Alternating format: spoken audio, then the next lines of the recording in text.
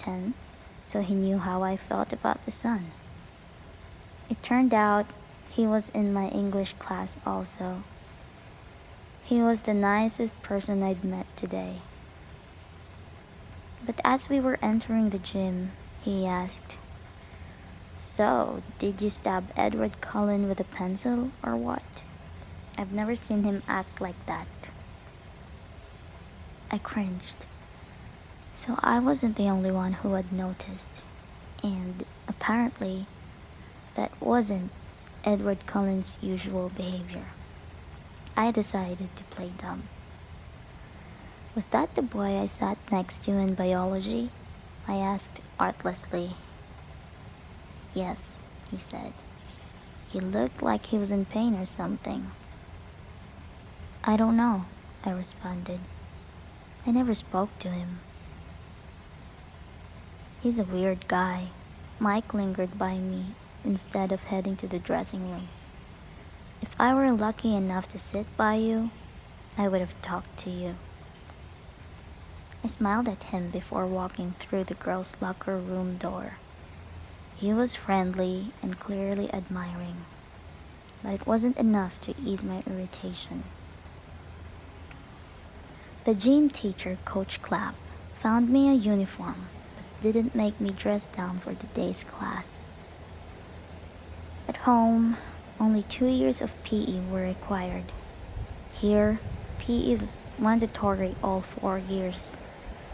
Forks was literally my personal hell on earth.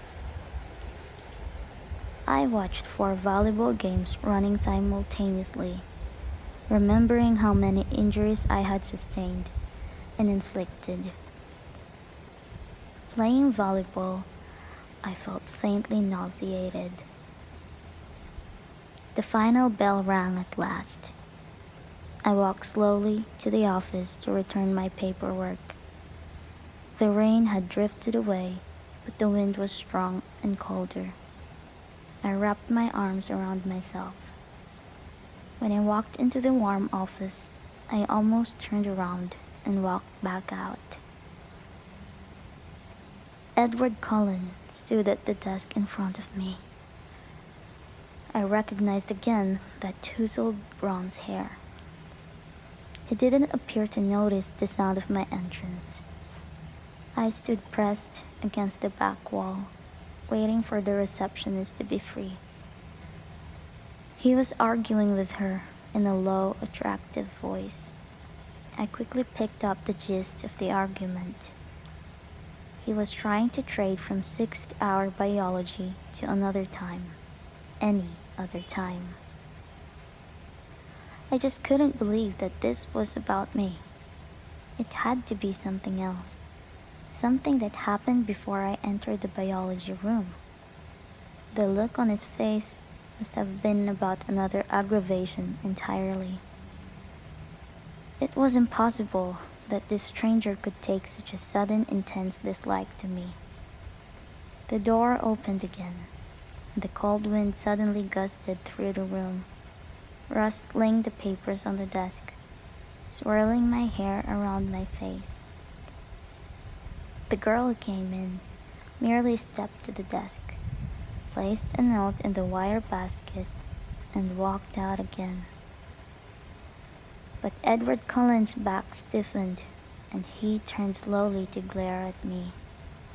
His face was absurdly handsome, with piercingly hate-filled eyes.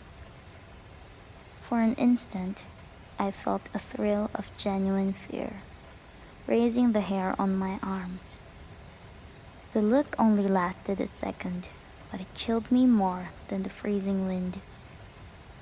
He turned back to the receptionist. "Never mind then," he said, hastily in a voice like velvet.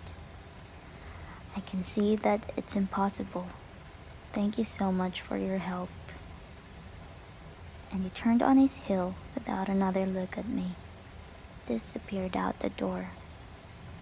I went meekly to the desk, my face white for once instead of red, and handed her the signed slip. "How did your first day go, dear?" the receptionist asked maternally.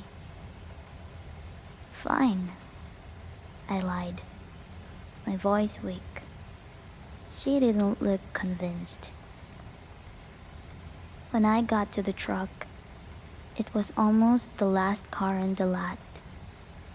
It seemed like a haven, already the closest thing to home I had in this damp green hole. I sat inside for a while, just staring out the windshield blankly. But soon, I was cold enough to need the heater, so I turned the key and the engine roared to life.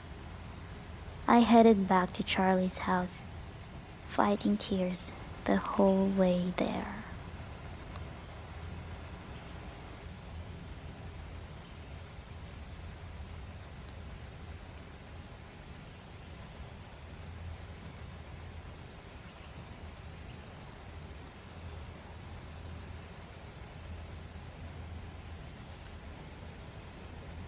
I hope you liked my reading, and I hope at this point you are having a nice, cozy dream set in a world where you would love to dwell in.